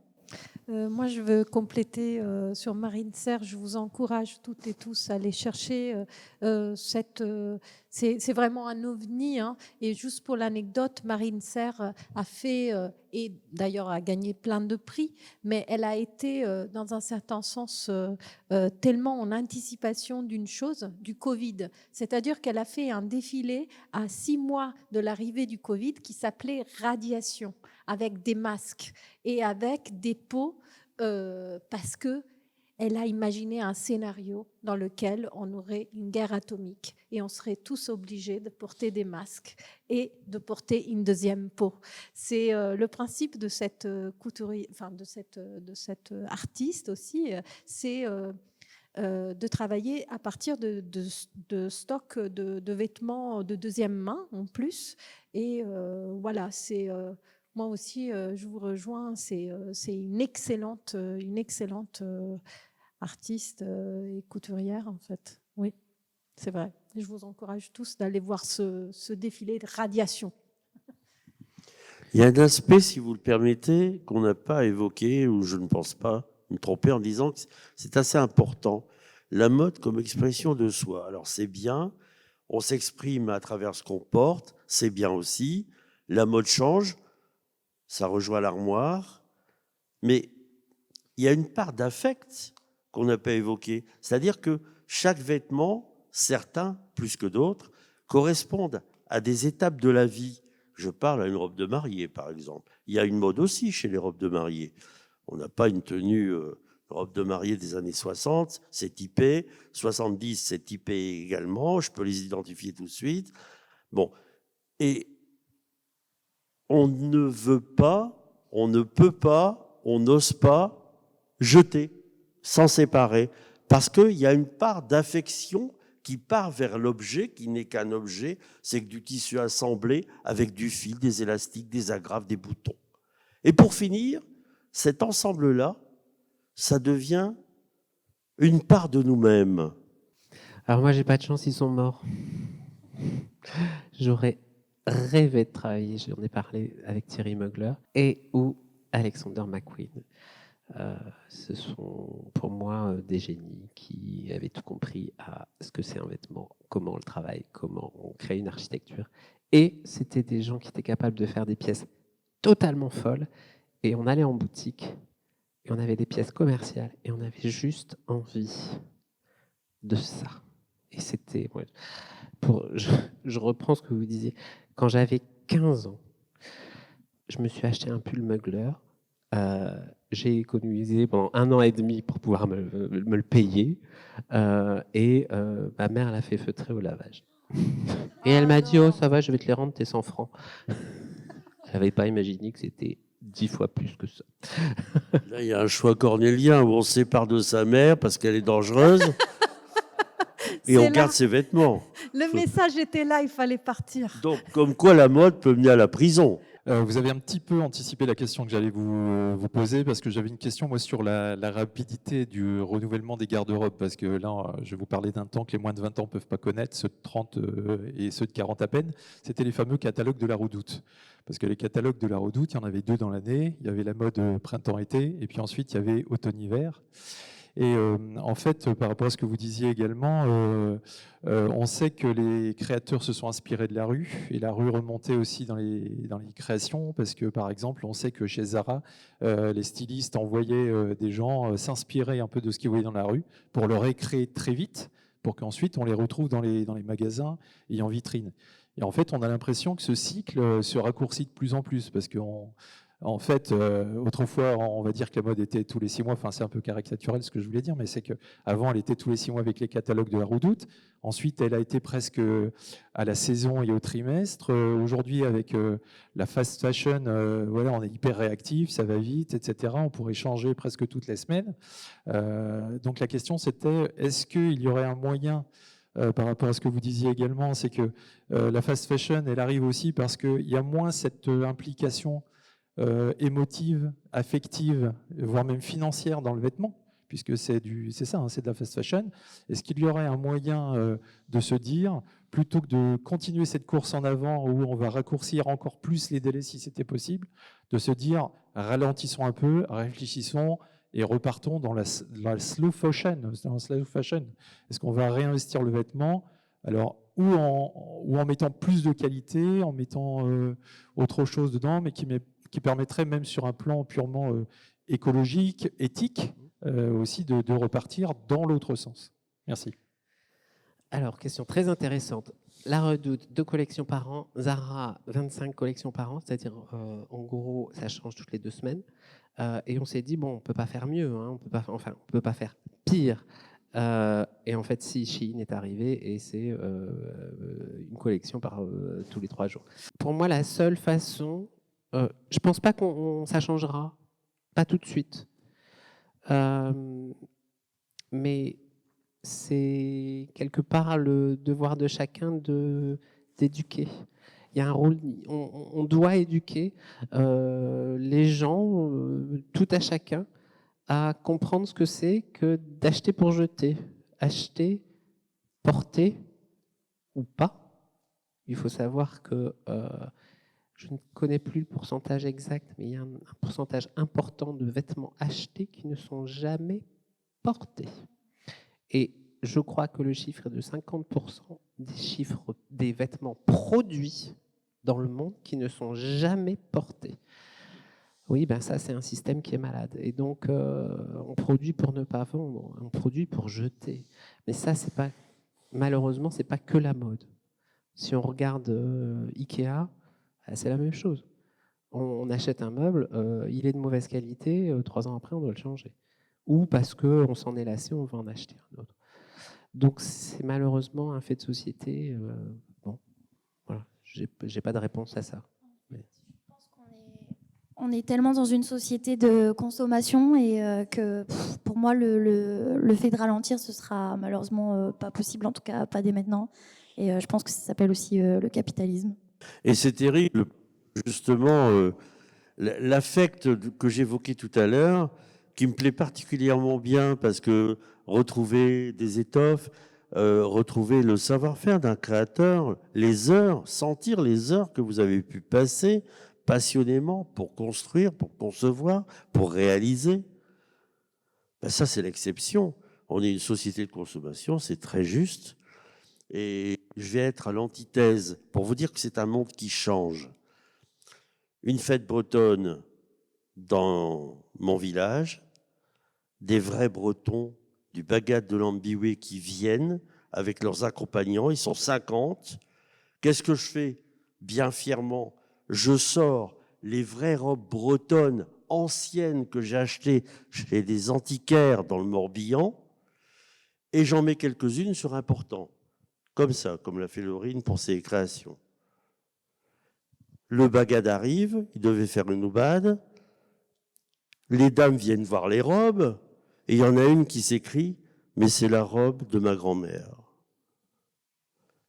qu'elle avait rebrodé, parce que c'est fait à la main, parce qu'on faisait sa robe, on était fiers, étant jeune fille, de suivre un peu l'exemple, et même tout à fait de ses grands-parents, de ses aïeux.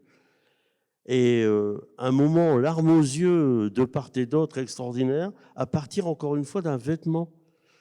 Est-ce qu'on retrouvera ce genre d'émotion avec la société de consommation, ce qu'on met, ce qu'on met pas, les achats d'instinct, les achats parce que c'est pas cher, on a l'impression de faire une affaire et tout qu'on fait, on n'aime pas de trop. C'est une démarche, c'est toute une démarche psychologique, ça tient de l'intellect, hein, bien sûr, pas uniquement des choix, pas uniquement de la personnalité des gens, c'est aussi un mode de vie, un mode de consommation, un style, et puis aussi la société capitaliste qui doit faire du profit, qui doit faire consommer, même si on n'a pas besoin de vêtements, on en achète parce qu'on a envie d'être comme eux, et on revient à la mode parce qu'on a envie d'être dans le coup, hein, on disait ça autrefois, être dans le coup, être dans la vague, et c'est tout un monde qui change. En fait, on est toujours une génération charnière entre celle qui part et celle qui arrive. Je vous remercie beaucoup pour ces interventions. Je voudrais revenir sur l'éducation par rapport à la fast fashion, par rapport également aux vêtements de seconde main. Je voudrais dire que moi, je fais partie d'une génération où on aime beaucoup s'acheter des vêtements un peu n'importe comment, y compris sur les plateformes.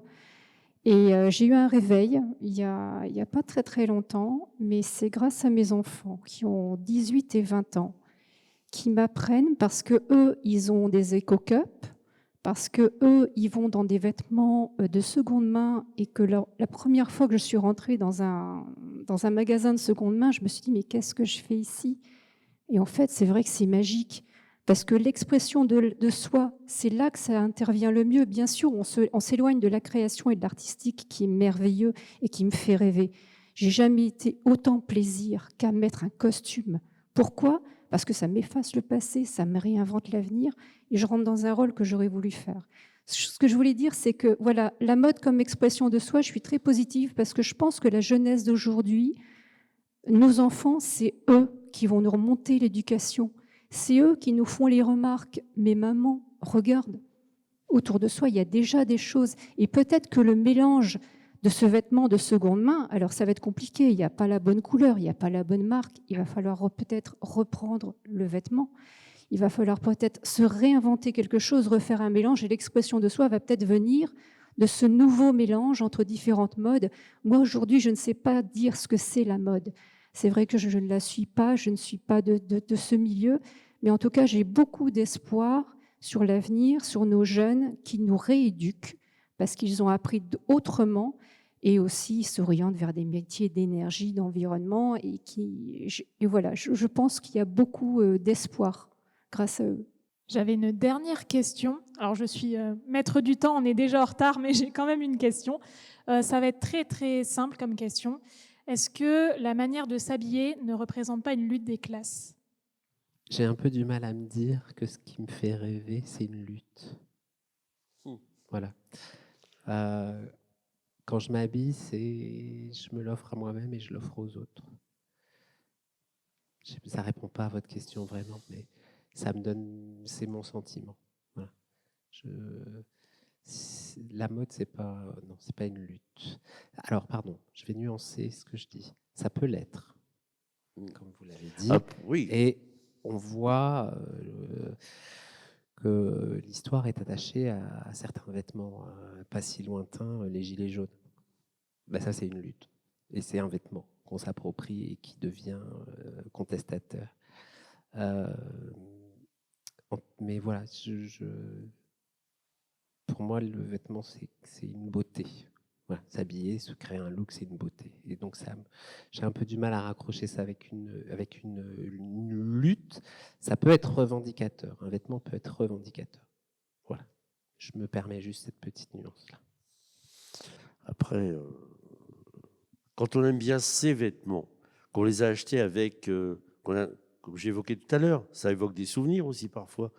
On a plaisir à s'habiller et on aime bien ces vêtements. parce qu'on est bien dedans, parce que voilà, que ce soit pour aller à une cérémonie ou au jardin ou promener, on a toute une batterie comme ça de vêtements. Et quand on s'attache, je pensais à la maman tout à l'heure, c'est terrible ce qui s'est passé. Je disais, qu'est-ce qui se passe dans la tête? Parce que ça aussi, c'est une facette qu'on n'a pas encore évoquée. La frustration de ne pas pouvoir jouir de la mode qui offre un espace de liberté principalement aux femmes. Quand, par exemple, sans entrer dans des polémiques quelles qu'elles soient, sous des prétextes sociaux, comme en Chine autrefois, on devait être avec le col Mao, habillé en bleu de travail, avec une petite casquette bleue, unisexe, hommes et femmes. C'était la révolution culturelle, le petit livre rouge. Quand on voit maintenant des millions de femmes qui n'ont pas le choix et qui doivent s'habiller de sombre et en très long, elles aussi peut-être, quand il fait beau, elles aimeraient s'habiller un peu plus court et un peu décolleté comme les Européennes. Et là, ce sont des contraintes religieuses. Est-ce que parfois on peut s'interroger sur l'avenir de la mode, alors même que ceux qui prônent la liberté des femmes ne seront plus majoritaires? C'est une question qu'on peut se poser, parce que le monde est en perpétuelle mutation. Du coup, je vais répondre rapidement aussi, puisque du coup, on va tous aller boire un verre après, je crois. Ouais. Il fait soif. Pour moi, oui, c'est la mode peut être une façon, enfin, pour la lutte des classes, peut-être plus au niveau des artistes aussi. Je pense que les artistes peuvent bien représenter ça avec leur façon de s'habiller. Et au-delà de ça aussi, par exemple, juste les femmes qui n'avaient pas le droit de porter le pantalon avant. Et donc, c'était une façon aussi de revendiquer leurs droits. Pour moi, la mode, ça peut être aussi un combat, même si c'est un tas d'autres choses. Merci. Les actualités, ça c'est l'actualité de Dominique, j'imagine. C'est ça. Tout à fait. Donc, vous voulez nous l'illustrer? Alors, c'est le film Libération. C'est ça. Les chemins de De la Calciné Résistance. Productions, c'est une jeune boîte de production, comme des jeunes stylistes. On a tous débuté et plein d'espoir. Et ils sont venus avec un projet, et pas beaucoup d'argent. J'ai trouvé tellement chouette le projet. Ils sont d'ailleurs récompensés parce qu'à chaque fois qu'ils le présentent quelque part dans un concours, ils ont une distinction. Donc ça a été fait avec le cœur et ça se sent. Ça sera, oui. Oui. Alors, oui, avant d'arriver à nos actualités à nous, peut-être Xavier, est-ce que vous avez des actualités? Un petit peu. Alors c'est un peu loin, mais je suis exposé au musée d'art contemporain de Riyad. Je prépare une exposition pour la Biennale de Lyon, la Biennale textile de Lyon qui aura lieu au mois de septembre. Et je suis déjà en train de me préparer pour le salon Révélation qui a lieu au Grand Palais à Paris l'année prochaine. En fait, j'ai mal répondu, excuse-moi. L'actualité dont j'ai parlé, c'est actuel, mais c'est du passé. J'ai fourni les costumes, le film est fait. Mais la prochaine actualité, elle dépend en fait de vous, puisque tout à l'heure, j'ai rencontré Snow et Romain, qui veulent faire un défilé de mode avec chaque jeune créateur, comme j'ai compris, présente sa propre création et la porte en défilé. Ce ne sont pas des mannequins. Et il y aura un jury. Enfin, tout ça, c'est en train de se mettre sur pied. Ils m'ont demandé d'être le président de ce jury et j'ai accepté parce que j'aime bien aider les jeunes à avancer. Et c'est grâce à cette rencontre d'aujourd'hui qui crée d'autres rencontres. Et ça, c'est mon actualité. Ce sera le 26 juin. Je ne sais même pas à quel endroit. C'est où, à Lille? Voilà, très bien. On en a parlé déjà. On Moi, pas d'événement spécialement. Les seuls moments où vous pouvez me retrouver, c'est avec les ateliers couture que je donne dans les différents centres socioculturels. Et d'ailleurs, puisque vous êtes habitué à ce lieu, au Louvre-Lens-Vallée, il y a le festival Ballon en juillet-août, et donc je donnerai des ateliers couture ici. Gratuit. Hyper important de le rappeler. De toute façon, dans toutes les communes où je vais, ce sont du coup les communes qui payent les ateliers avec les subventions. Donc c'est gratuit pour le public. Pour ce qui est de Louvre-Lens-Vallée, Empreinte, le 5 et 6 juin, qui est justement un événement autour des savoir-faire artisanales et les savoir-faire d'exception.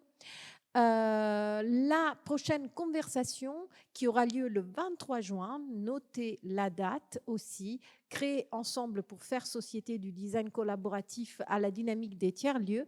Et voilà, on vient de citer le Festival Ballon qui aura lieu cet été du 8 juillet au 27 août. Et après, vous avez les dates de toutes nos conversations, de la culture culinaire.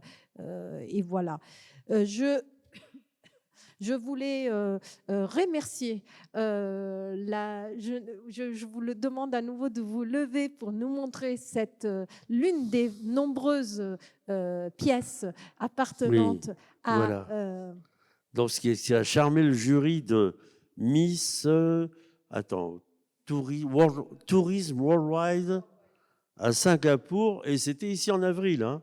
C'est pour ça qu'elle a la tenue, là, qu'elle a porté ce jour-là. Elle devait faire un numéro, et autant dire, le Fresh Cancan, c'est un langage à travers le costume, c'est un langage international, et c'est une expression d'elle, comme de soi, puisque c'était le sujet, puisqu'elle est pétillante, cette jeune enfant, pleine de vie et d'espoir, et elle a rêvé comme nous, comme vous un jour, et tout le temps d'ailleurs, vous les créateurs, c'est le rêve qui vous guide. Je crois que c'est vous qui avez parrainé dans un certain sens. Oui, alors ce sont des créations de Laurine. De Laurine. Laurine à Tourcoing, c'est une jeune fille de notre région. Elle en est à son 2e défilé annuel. Hein. Là, le thème, c'était le cinéma, n'est-ce pas? Tu pourrais peut-être en parler 2 secondes, hein, quand même. Hein, voilà. Surtout qu'en général, les jeunes femmes ont une bonne langue. Vas-y. Bonjour à tous, je m'appelle Laurine Croen, j'ai 22 ans et donc oui, le 19 avril dernier, j'ai présenté une de mes collections, enfin ma 2e collection au Théâtre Raymond Devos de Tourcoing. C'était un sacré travail parce que j'ai présenté plus de 120 créations pendant un spectacle de mode, donc un défilé de mode très basique où juste les filles marchent. Je trouve que c'est quelque chose que tout le monde fait, donc j'ai voulu un petit peu renouveler le concept et donc j'ai réalisé un spectacle de mode, donc avec de la danse, il y avait un groupe de gospel, les mannequins étaient, il n'y avait pas de critères physiques, c'était très inclusif, donc tout le public pouvait apprécier le spectacle sans forcément aimer la mode de base et pouvait aussi se reconnaître dans chacune des mannequins qui défilaient.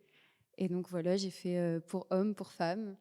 Donc c'est un spectacle dont je suis très fière et j'espère qu'il pourra continuer à durer toute l'année parce que je refais le 14 juillet, pas très loin d'ici, à Vendin-le-Vieil. On refait 55 minutes du spectacle et je refais le spectacle en entier pour Octobre Rose à Neuville-en-Ferrain. Et j'espère plein d'autres dates pour faire durer un petit peu ce concept. Alors, j'ajoute que ce petit bout de femme bien modeste, elle a réuni une centaine de participants autour d'elle en backstage.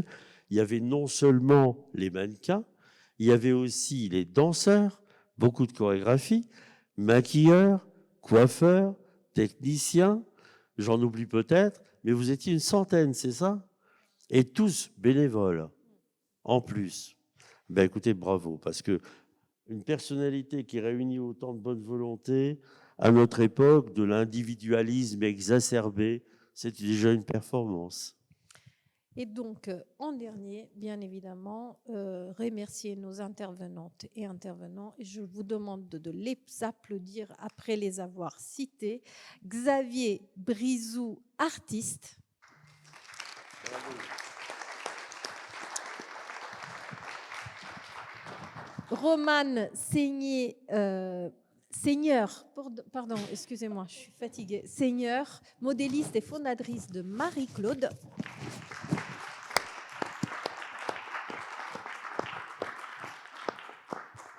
Et en dernier, Dominique Villain-Allard, costumier. Voilà.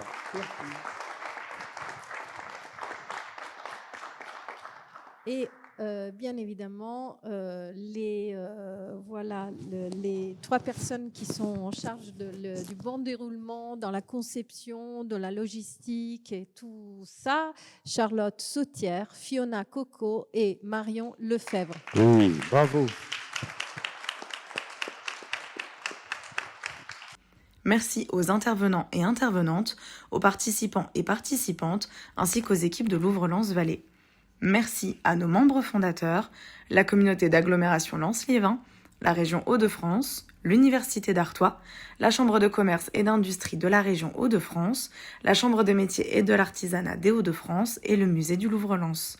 La prochaine conversation aura lieu le 15 septembre à Louvre-Lens-Vallée et s'intitule « La culture culinaire, miroir de nos sociétés ». Retrouvez toutes les infos sur nos réseaux sociaux ou directement sur Hello Asso. À très vite.